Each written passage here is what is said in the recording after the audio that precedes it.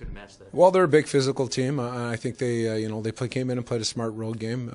They got on our D, made it physical for them, and conversely, we weren't as physical as we had to be with their D. It looked like they did a pretty good job of keeping you guys to the outside, unable to really generate much from the inside the dots. Yeah, you're absolutely right. We had to use our speed to penetrate their bigger guys.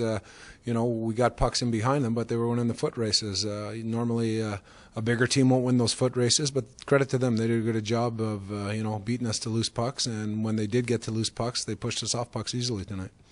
Like early in the third, you guys came out with a little bit more intensity, changed up the lines a little bit.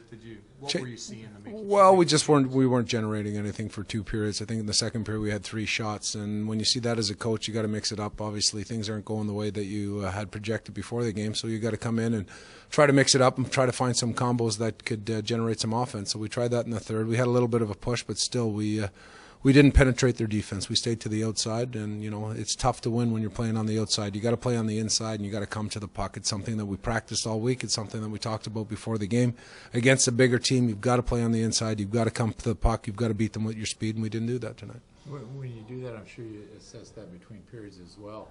How frustrating it is when the guys just don't do that and don't do the game plan. Well, yeah, it's very frustrating. It all comes down to execution. That's something that we talk about all the time, Mike. It's, making simple plays well. I think that's what separates the regular NHL day players from guys in the American Hockey League.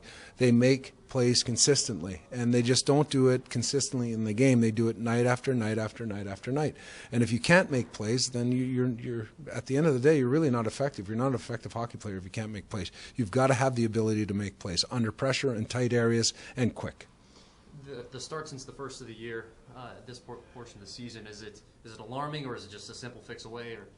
Well, it comes down to execution. Obviously, we have guys playing in roles that they normally don't play, but they've been playing in the role for quite some time now, and we expect guys to relish the opportunity to get the ice time that they have been getting, to take advantage of it, because we are going to have guys that are going to come back in the lineup, and if they can play better, then it bumps guys out. But it's not going to be from lack of ice time that they're not going to get an opportunity.